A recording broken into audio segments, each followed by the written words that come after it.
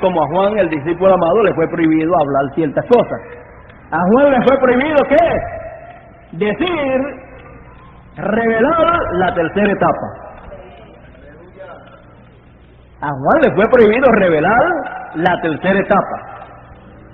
Porque a Juan le fue prohibido escribir lo que los truenos hablaron. Y al hermano Branham, que es el cuarto Elías, que es el precursor de la segunda venida del Señor, le fue prohibido revelar públicamente la tercera etapa. Le fue prohibido revelar públicamente la segunda venida del Señor. Le fue prohibido revelar públicamente el séptimo sello.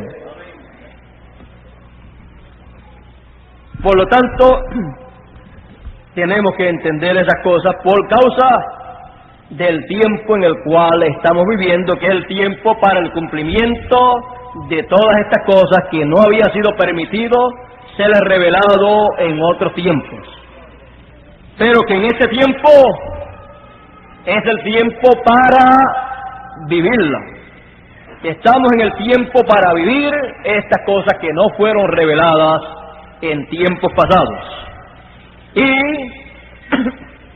al estar en ellas y ser parte de ellas, entonces se cumple la palabra que nosotros, así como Jesús, nosotros estamos en el Padre y el Padre está en nosotros y nosotros en Él, porque estamos en la palabra, en el mensaje correspondiente para la hora que nos ha tocado vivir. Y la palabra de Él está en nosotros. La palabra de Él para esta hora. Y Él dijo, si mis palabras estuvieran en vosotros. Así que vamos a dejarle eso quietecito ahí.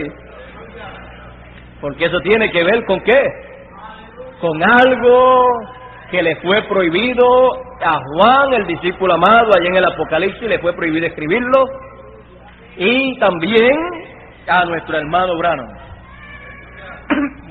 Le fue dicho, de esto no se lo dirás a nadie. Más bien esto es, para que sea cumplido, para que sea efectuado, pero no para que tú anuncies lo que va, lo que hay ahí. Pero todos nosotros sabemos que todo eso es la venida del Señor y el ministerio que Él tiene en su segunda venida. Quiero que ustedes entiendan bien que el séptimo sello es la segunda venida del Señor y el sexto sello es Moisés y Elías. Así como el séptimo sello es la venida del Señor para los gentiles, la séptima trompeta lo es para los judíos, para los hebreos. O sea, lo mismo que es el séptimo sello para los gentiles, lo es la séptima trompeta para los hebreos. Así es que el ministerio de Moisés y Elías tiene que ver con el pueblo hebreo, pero el ministerio del Señor en su segunda venida tiene que ver con la novia gentil. Eso usted lo puede ver allá en el libro de Apocalipsis capítulo 10.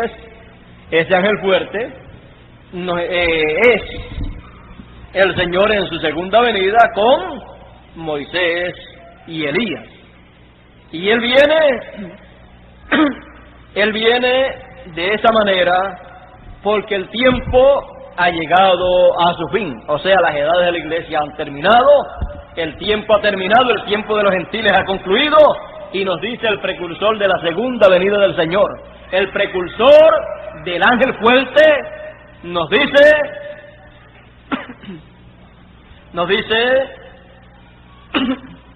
notará que esta persona es Cristo, porque aún en el Antiguo Testamento Él fue llamado el ángel del pacto.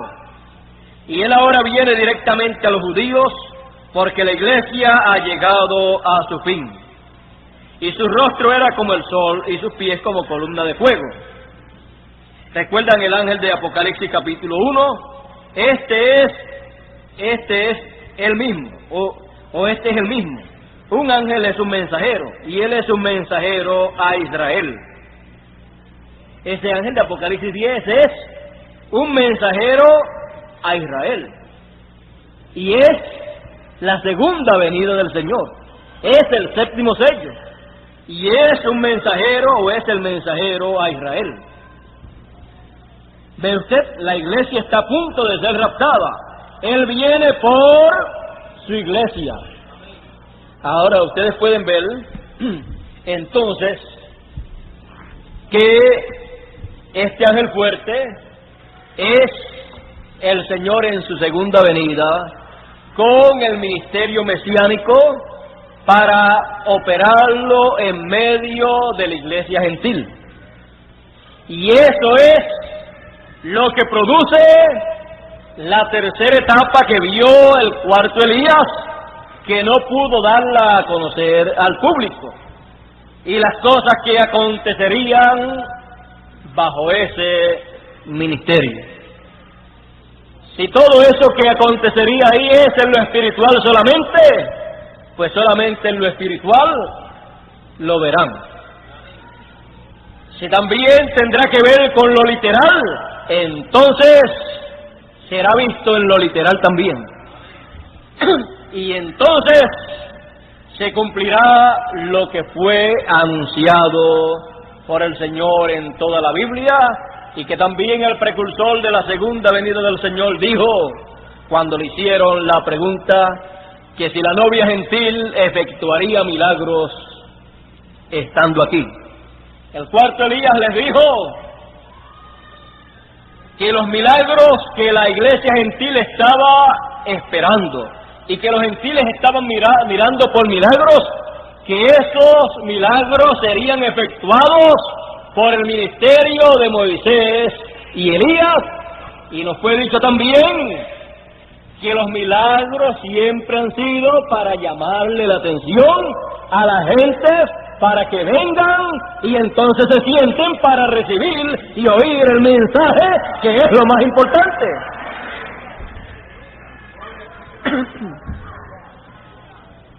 La Escritura nos dice: los judíos buscan señales y los griegos sabiduría, pero nosotros a Cristo y a este crucificado. El mismo que vino la primera vez es el mismo que viene en su segunda venida, excepto en su cuerpo físico, velado en carne humana, en otro velo de carne. Así es que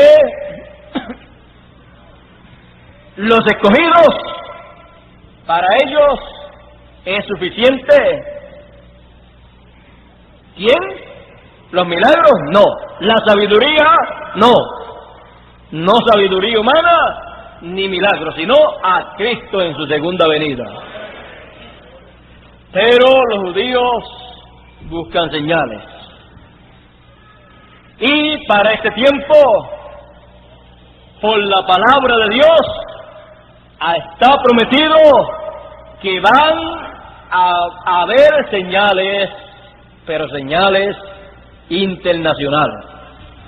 O sea que serán señales que serán conocidas mundialmente, serán conocidas internacionalmente.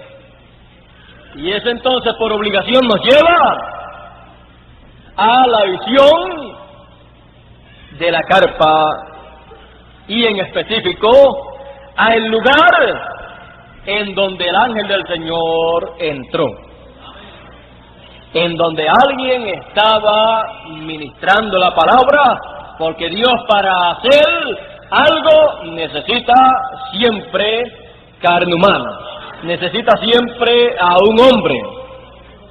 Por lo tanto, encontramos que la segunda venida del Señor y el ministerio del Señor en su segunda venida es el que trae a realidad esta visión de la carpa, es el que trae a realidad la voz de los truenos que le fue prohibido a Juan escribir, es lo que trae a realidad lo que los hombres de Dios del pasado hablaron para este tiempo final. Será una realidad entonces la tercera etapa.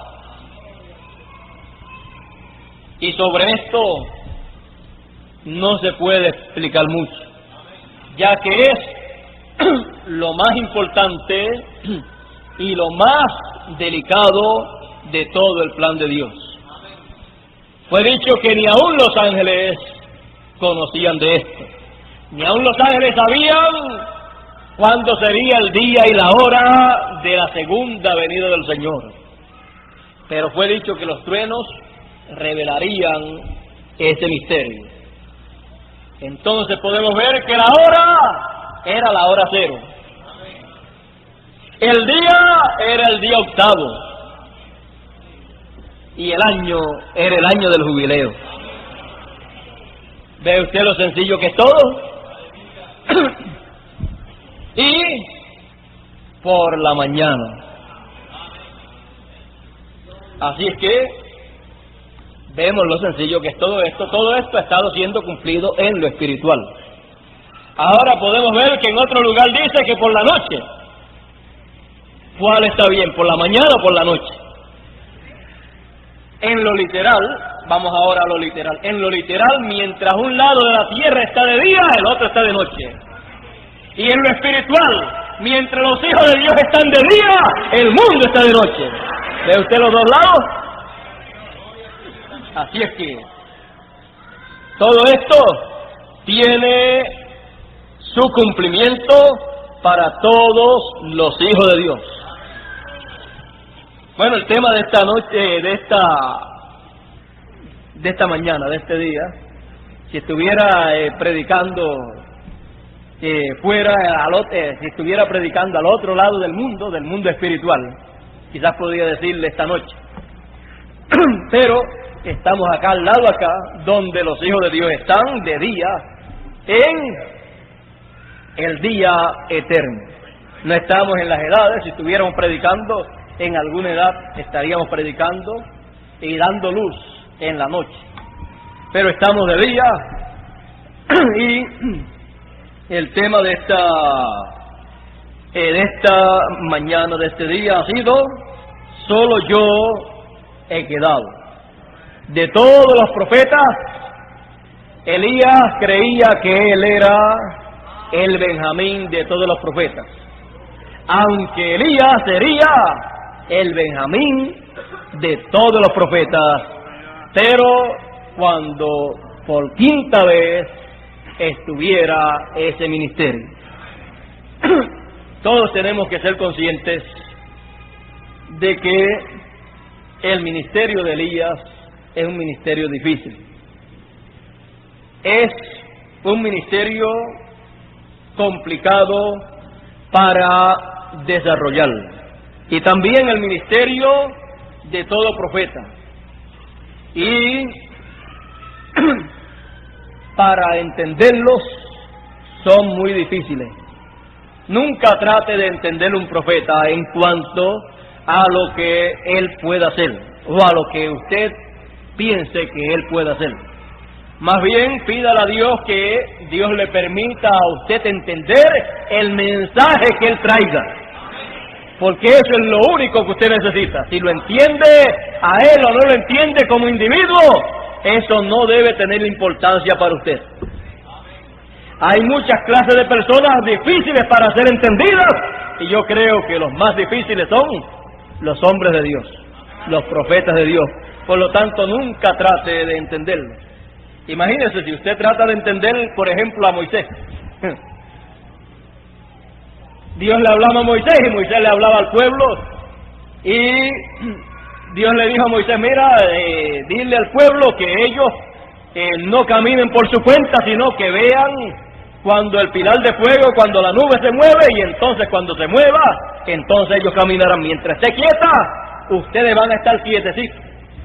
Ustedes tendrán las casas de campaña de ustedes las tendrán abiertas, estarán viviendo ahí, son de 2 a 3 millones de personas, imagínense. ¿Era qué? No era un pueblo, era una nación movible,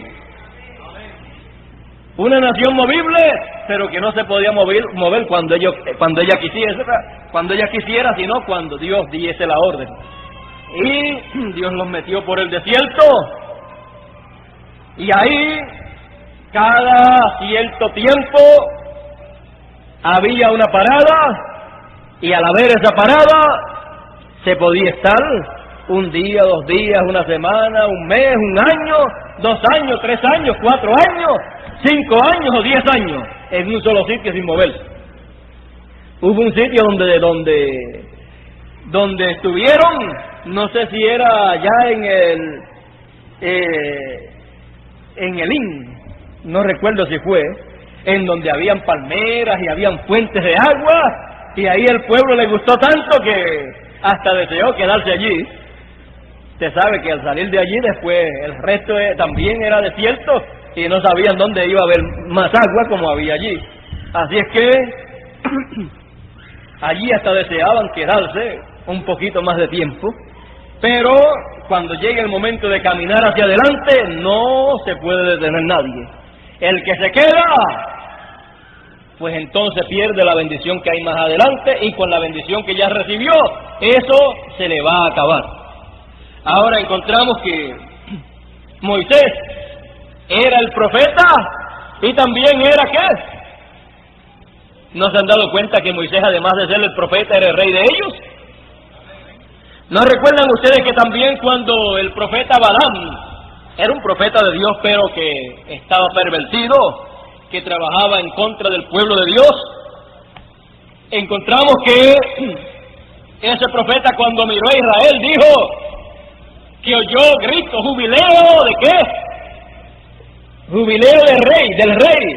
Oyó el grito del rey en medio del pueblo de Israel. Ellos allí tenían al rey, tenían a Dios, pero estaba en un hombre.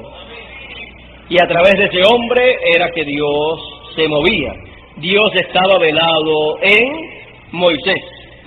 Ahora vean que este hombre de Dios era el instrumento de Dios para todo el trabajo que había que hacer con relación a la obra de Dios para aquel tiempo. Y encontramos que muchos no lo entendieron. Quizás cuando lo veían a él humanamente le encontraban muchísimas faltas. Por ejemplo, no lo conceptuaban como un buen líder, no lo conceptuaban como un buen guía, porque los había sacado de Egipto para llevarlos a la tierra de Israel, a la tierra de Canaán. Y entonces tomó la ruta más larga, comenzó a dar vueltas en el desierto. ¿Y qué pensaban de él? Este hombre está perdido. Se ha perdido en el desierto y no encuentra la salida, y aquí pues vamos a perecer toditos, mordidos por las serpientes, mordidos por todas estas clases de animales. Así es que mejor será que lo apedremos, lo matemos y volvamos para atrás, volvamos para Egipto. Y dice la Escritura que por 10 ocasiones quisieron apedrear a Moisés, a su profeta, a el que era el rey entre ellos por la unción, por el Espíritu de Dios que estaba en él. Pero el rey era Dios, pero tenía que usar a alguien para poder gobernar a 3 millones de personas aproximadamente que habían allí. 2 o 3 millones de personas necesitaban ser dirigidos, porque si no cada cual tiraba para su sitio, y cuando cada cual tira para su sitio, para su lado, pues entonces perjudica a los demás. Y el único entonces que se encuentra bien es la tal persona, y los demás están mal. Por eso entonces Dios usó a un hombre. Ahora podemos ver que Moisés como hombre podía tener muchísimas faltas. ¿Quieren ustedes que les muestre una? Aparente. Moisés cuando salió de su tierra, o cuando salió de Egipto, se fue huyendo, corrió también. Así es que tenemos a dos grandes profetas, Elías corriéndole a Jezabel y Moisés corriéndole ¿a quién? A Faraón, para escapar. Pero Dios mostrándole que largo camino le restaba y fortaleciéndoles para hacer la obra. Ellos lo hicieron, pero no lo hicieron con mala intención. Pero Dios tenía en ellos algo para llevar a cabo. Ahora vemos a Moisés que se fue y se casó no con una hebrea, sino se casó allá con una joven de Madián. Eran por ahí medio familia, o sea, pero no era realmente, no eran hebreos. Así es que cuando después saca al pueblo, entonces la hermana de Moisés fue la primera que le criticó. Y si su hermana pensó y habló de él así, bueno, si su hermana comentaba estas cosas y pensaba así, ¿cómo serían los 2 o 3 millones de hebreos? Si por 10 ocasiones por poco lo matan. Si Dios no interviene, pues gracias a Dios que en este tiempo pues estamos en un tiempo espiritual y estamos en un tiempo en donde las cosas se mueven en lo espiritual. Esperamos pues que no hayan piedras espirituales, que vaya alguien a usarlas para hacer algo que no debe de hacer. Encontramos que su hermana le criticó, pero la ira de Dios se derramó en contra de ella. Si Moisés no llega a interceder, ella hubiera muerto en aquella ocasión por la lepra. Y aunque Moisés oró y Dios pues tuvo misericordia, aún con todo y eso no fue muy lejos. No pudo tampoco entrar a la tierra prometida. Murió también en el camino. También encontramos que Moisés no terminó su labor en el cuerpo terrenal. Tuvo que llegar hasta ciertos sitios, pero después encontramos que en el monte de la transfiguración allá estaba él. Siguió siendo profeta y siguió caminando hacia adelante. No pudo caminar en el cuerpo terrenal, pero después siguió en el otro cuerpo caminando y entró. Ahí no lo pudieron apedrear.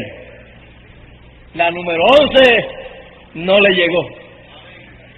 Ahí las piedras no le podían hacer nada. Bueno, podemos ver, déjenme ver el otro caso de Moisés. Habría muchísimos casos de Moisés cuando podríamos mirar la parte humana y podríamos ver que en algunos casos no hacía nada. Podríamos ver también en otros casos que hacía más de lo que debía de hacer. Por ejemplo, cuando estaba atendiendo al pueblo y venían desde por la mañana hasta por la tardecita, ya caída la noche, y él atendiendo los problemas del pueblo, y tuvo que venir su suegro y decirle: te vas a acabar, muchacho. Tú no vas a poder terminar con el ministerio, te vas a agotar, te estás destruyendo tú mismo. Tienes que entender que tú estás en un cuerpo, tienes un cuerpo humano, y todos esos problemas del pueblo de 2 o 3 millones de personas, ¿tendrán 2 o 3 millones de personas problemas? Y más un pueblo que estaba siempre protestando la manera en que Dios los estaba guiando, que por poco matan a su profeta por 10 ocasiones. Bastantes problemas debieron de tener. Y Dios dice que todo eso y toda esa trayectoria de 40 años por el desierto fue para que saliera de su corazón lo que había en el corazón de cada uno de ellos. Así es que bastantes problemas tenían. Y su suegro le dijo: no hagas eso, mejor búscate personas llenas del Espíritu de Dios y ponlos frente a ese trabajo, para que ellos se encarguen de los problemas del pueblo y ellos resuelvan todo eso, Y cuando es algo que ellos no pueden resolver, algo muy delicado, entonces que vengan donde ti, te digan lo que es. Ellos vengan donde ti, no el pueblo, sino ellos, esas personas que tú tienes, les llega algún caso que no puedes resolver, entonces ellos lo traen donde ti, y entonces tú te encargas de eso, y yo te digo entonces lo que hay que hacer. Si tú no sabes, yo te digo lo que hay que hacer, y tú entonces le das a conocer a esta persona que tiene frente en esos ministerios, le da a conocer la respuesta, y entonces ellos resuelven eso con el pueblo, para que el pueblo no tenga que estar directamente tratando con Moisés, para que no estén tomándole el tiempo que él necesita para estudiar, para descansar, para orar, para hacer esto, para hacer lo otro, para buscar el mensaje, porque problemas siempre los han habido y siempre los habrán. Y si un profeta del calibre de Moisés se va a encargar de los problemas del pueblo, cuando de lo que debe encargarse es ¿de qué? De la palabra que tiene que venir para ese pueblo, pues entonces nunca va a poder obtener el mensaje que tiene que traer. Bueno, así siempre ha sido y así debe ser siempre. Por eso Dios tiene, además de cuando envía un profeta o cuando envía un mensajero en cada edad, o envía un mensajero dispensacional de alguna dispensación, siempre Dios tiene más ministros en la tierra que estarán brazo a brazo con ese ministro y con ese ministerio, para que entonces puedan atender al pueblo, y entonces ese mensajero que le toca esa edad o esa dispensación esté libre, se pueda sentir libre y no tenga una carga tan pesada, o que no se sienta tan oprimido y tan cargado que vaya a desear morirse, sino que se sienta libre, se sienta normal, se pueda sentir como los demás hombres, como los demás ministros, que puedan viajar, que puedan salir, que puedan hacer todo lo que tienen que hacer en la obra de Dios, y si ellos no están, que puedan estar otros ministros haciendo el trabajo, porque lo importante es que esté el mensaje para esa edad o para esa dispensación. Y ese trabajo sí que no lo pueden hacer los demás ministros. Ese le toca a uno, y si solamente eso es lo que hace, eso es más que suficiente. Y eso es más grande que caminar por toda la tierra. Aunque se quede en un solo sitio solito, y solamente lo que haga sea recibir el mensaje de parte de Dios y predicarlo y nada más, eso es lo necesario. El resto del trabajo lo harán entonces los demás ministros con ese mensaje, y de acuerdo a ese mensaje trabajarán en la obra de Dios, y el pueblo no tendrá necesidad ni de tomarle el tiempo, ni a un mensajero de una edad o de una dispensación, ni de traerle sus problemas o sus preguntas, sino que hay más ministros para esa labor. Solo yo he quedado. Y Jezabel, al final, lo estaba buscando, ¿para qué? Para matarlo.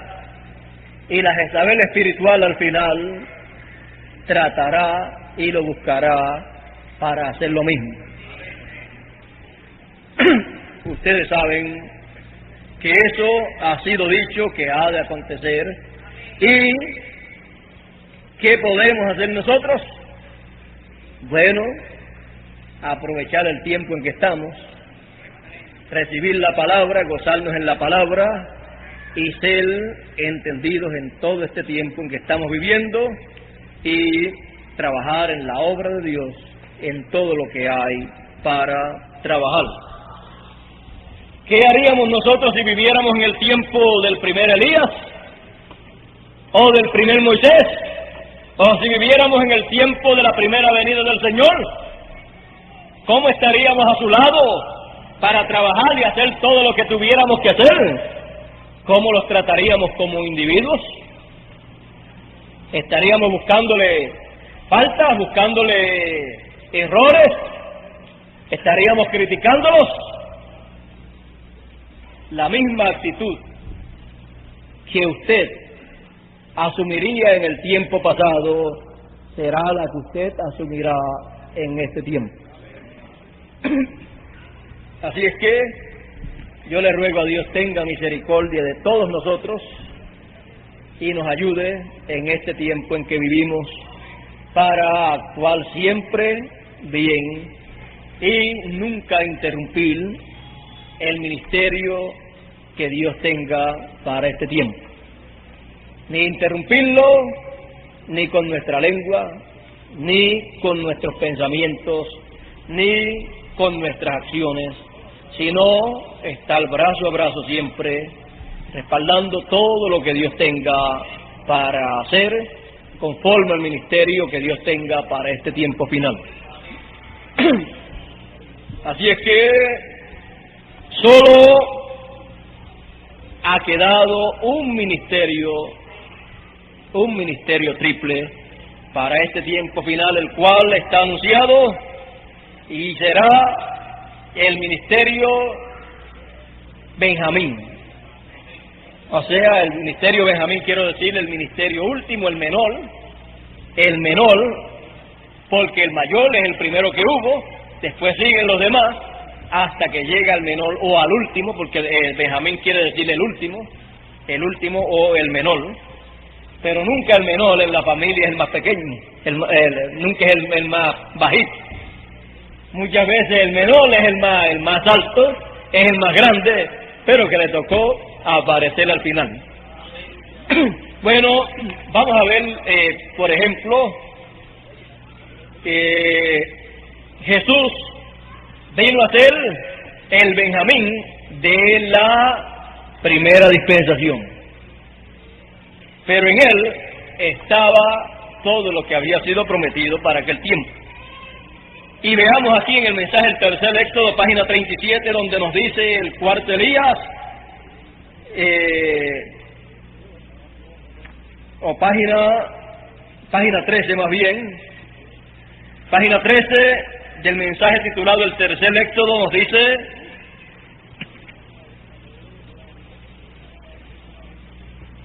noten ahora, lea la historia de José cuando usted pueda. Nació como último de sus hermanos. José nació como el último de aquel tiempo. ¿Pero qué? Era el penúltimo, porque después vino Benjamín. La mente espiritual captará eso ahora mismo. Él no era el último hijo, Benjamín era el último. Pero en la vigile, José y Benjamín eran hermanos de padre y madre, y los únicos dos que eran hermanos. Benjamín nunca recibió el reconocimiento hasta que él se encontró con José. Y él era superior al resto de ellos. A Benjamín le fue dada una doble porción de cada cosa que José dio.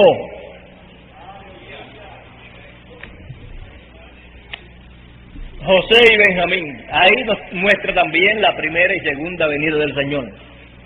¿Ves? Y también José representa la primera y segunda venida del Señor. Pero cuando lo juntamos a los dos, entonces nos muestra la primera y segunda venida del Señor. Así es que podemos ver todo esto y podemos ver que José le dio a Benjamín la doble porción, una doble porción, más de lo que le había dado a sus demás hermanos, más de lo que habían recibido los 7 mensajeros de las 7 edades de la iglesia. Lo que le fue dado allá en cuanto a la alimentación en la cena, aquella fue comida, fue más alimento que a todos los demás. Y en cuanto al alimento espiritual, no solo de pan vivir el hombre, sino de toda palabra que sale de la boca de Dios. Y a cada mensajero de cada edad le fue dado un alimento espiritual para darlo, para repartirlo y para él mismo comerlo. Él lo comió con su grupo, pero luego encontramos que al final le es dado que una doble porción a Benjamín. O sea, lo que le fue dado a ellos allá, más una porción adicional. O sea, que allá en las edades les fue dado al grupo de cada edad una porción de alimento de maná, y luego al final de eso se recogió todo eso y se dio a conocer todo. Pero los truenos, nunca antes esa porción de alimento, nunca antes le fue dado a ninguna edad, ni a ninguna dispensación, ni a ningún grupo, ni a ningún mensajero. Esa porción es dada para el Benjamín con su grupo. Y la doble porción ministerial que ningún otro pudo tener en las edades, le es dada al final también en ese ministerio del Benjamín de los profetas.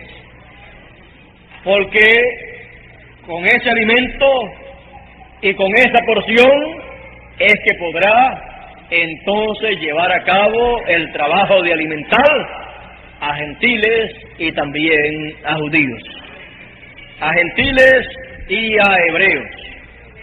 Porque con las demás porciones que fue dada en las edades, esas porciones no funcionan, no sirven para alimentar a los hebreos.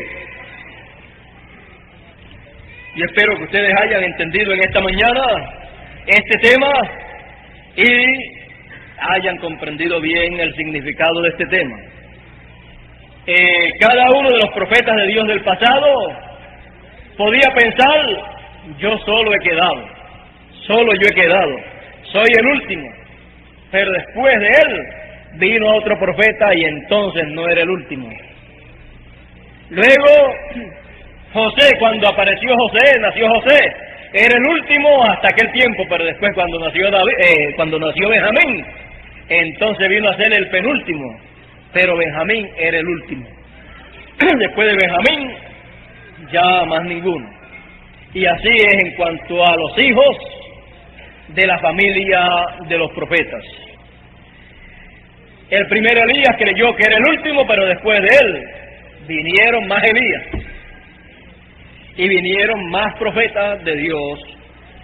Luego, cuando apareció el precursor de la segunda venida del Señor, el hermano Branham, el cuarto Elías, él pensó en una ocasión que él era el último de los profetas, y cuando pensó de esa manera, quiso ir a Israel a llevarle el mensaje. Él creyó que él era el último y que solo él había quedado, y que ya Dios no tendría más nadie a través del cual él hacer el resto de las cosas que estaban prometidas en la palabra de Dios para hacerlas. Porque si él era el último, entonces ya no habría más ninguno, y entonces todo tenía que hacerlo a través de él. Pero él era el último hasta que apareciera el Benjamín, hasta que apareciera el último, el menor de los profetas. Cuando apareciera, entonces en él se cumpliría todo lo que faltaba, se cumpliría la segunda venida del Señor en carne humana, se cumpliría la venida de Elías, la venida de Moisés, y entonces sería la venida del reino de Dios en poder viniendo a la tierra. Y entonces es en el cual se cumpliría esta palabra, esa promesa. Entonces sí, podría pensar, y no solamente pensar, sino estar consciente de esa palabra que dijo Elías: solo yo he quedado. Y después decir: y pronto me perseguirán, para cumplir lo que dice Apocalipsis 11. Pero mientras no haya llegado ese tiempo, entonces él podrá seguir adelante cumpliendo la parte ministerial que debe ser cumplida, porque la parte dura llegará cuando cuando el mensaje esté para llamarle la atención o llamándole la atención a los 144,000. Mientras tanto, podemos decir no tenemos luchas, problemas, aunque tenemos problemas en la vida, pero no los problemas que el hermano Branham vio, de una apretura, de una persecución fuerte que él vio.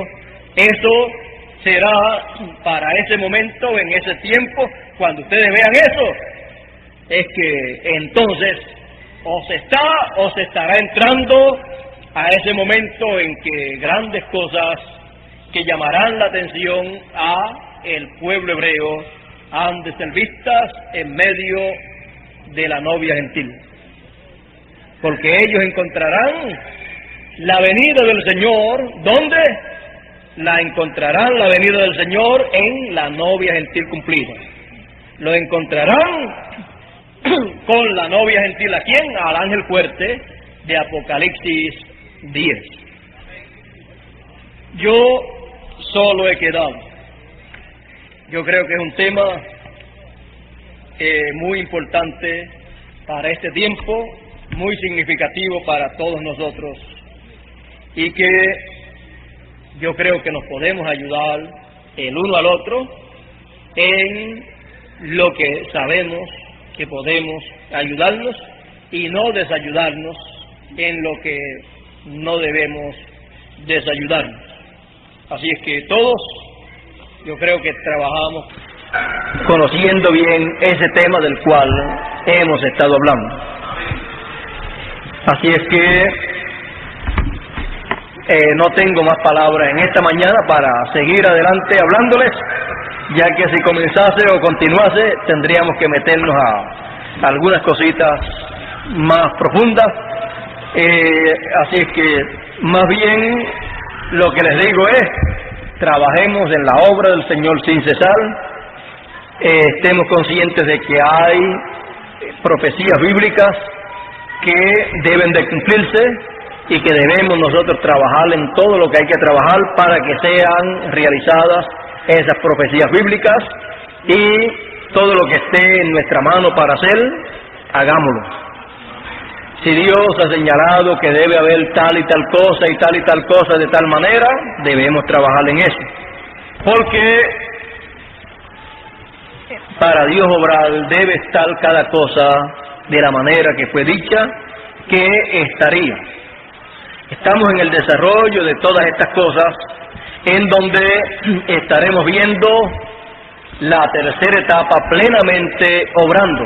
Está obrando en el mensaje, siendo traído el mensaje, los truenos siendo escuchados, pero también obrará de una manera más adelante, si en lo literal tiene que ser efectuado todo aquello que fue visto en la visión de la carpa.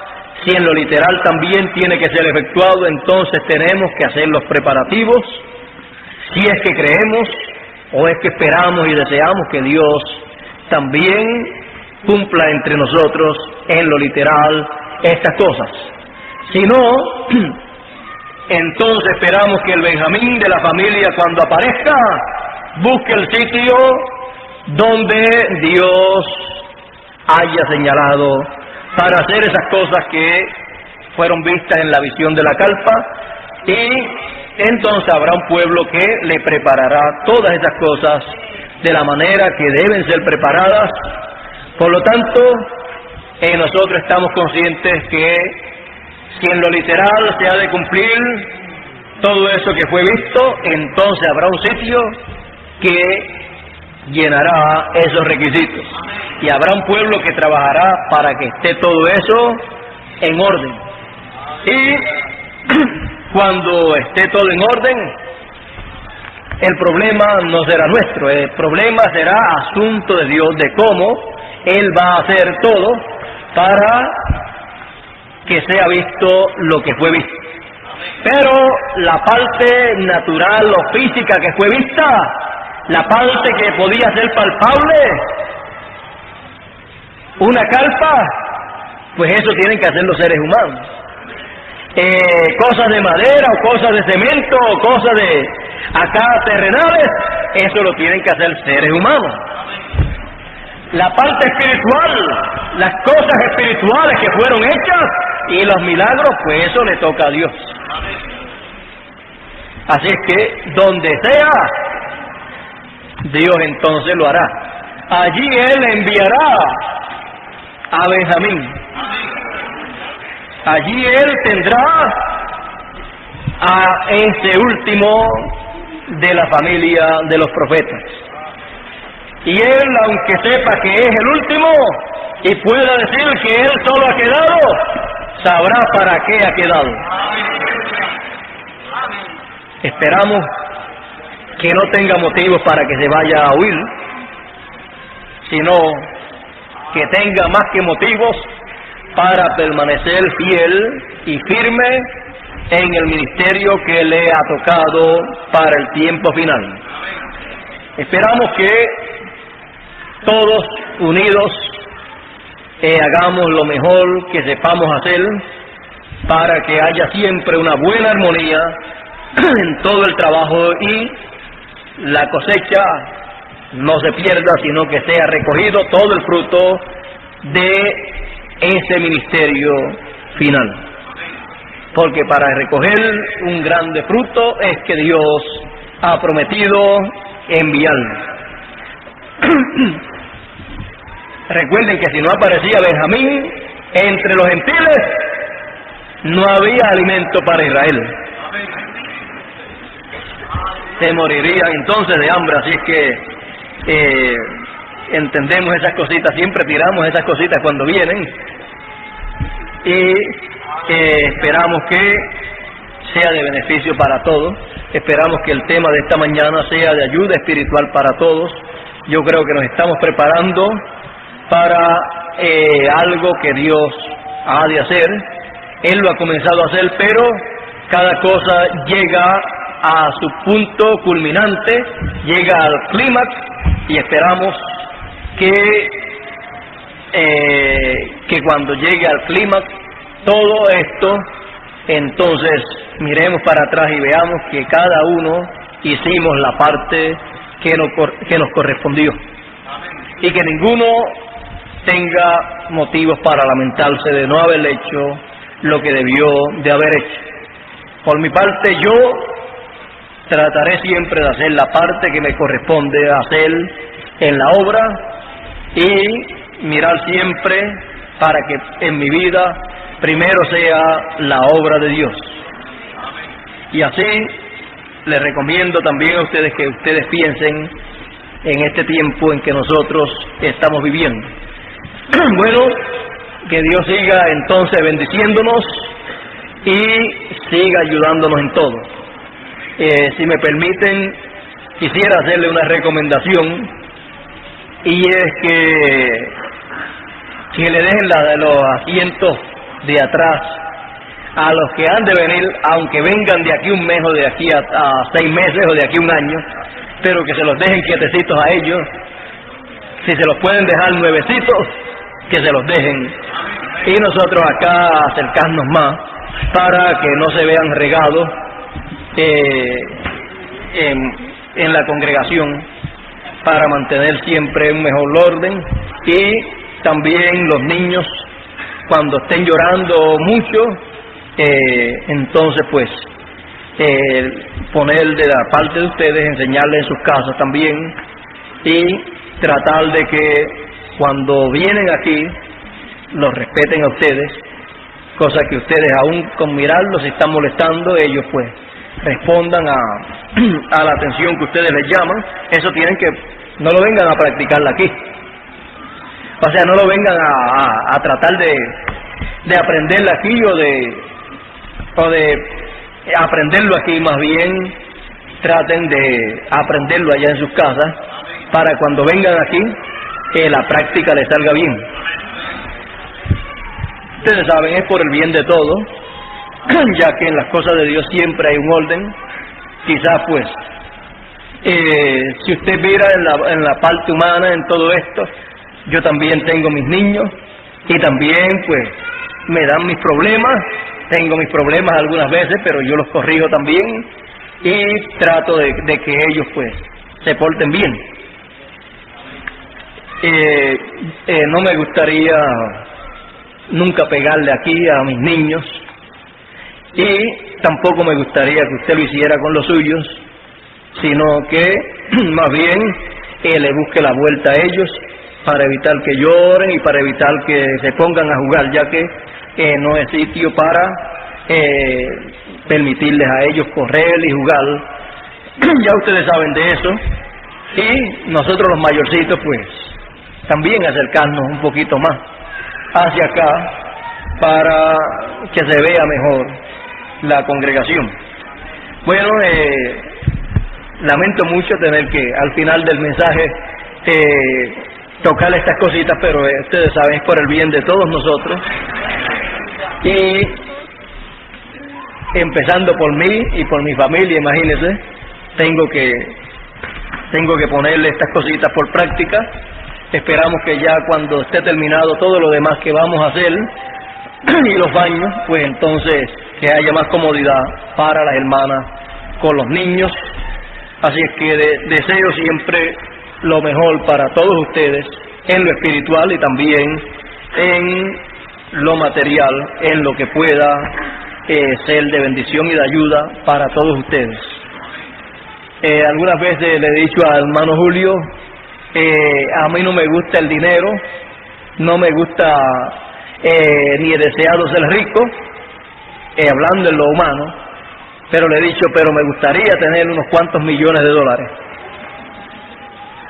Ya ustedes entienden que sería entonces para usarlo en la obra de Dios, para el beneficio de todos ustedes aquí y en otros países. Por ese lado me gustaría. En cuanto a el otro lado de ser rico, nunca me ha llamado la atención, y yo creo que he tenido también de parte de Dios la prueba de que no me ha llamado la atención ser rico, ni tener dinero, ni nada de eso, sino que más bien lo que me ha gustado siempre es usar todo lo que Dios provea, usarlo para la obra de Dios. Así seguiré toda mi vida hasta que Dios me llame, hasta que termine la labor que Dios ha encomendado en mis manos. Y cuando termine, entonces me gozaré en no haber dejado nada acá. Bueno, vamos a pedirle a nuestro hermano Nelson que pase por aquí para que nos despida algún cántico y luego que nos despida en oración. Nuestro hermano Nelson. Yo creo que todos los anuncios ya los dimos en esta mañana, ¿verdad? Bueno, que Dios nos continúe bendiciendo. El tema, pues ya ustedes lo conocen, que sea de ayuda espiritual para todos ustedes, así como lo ha sido para mí.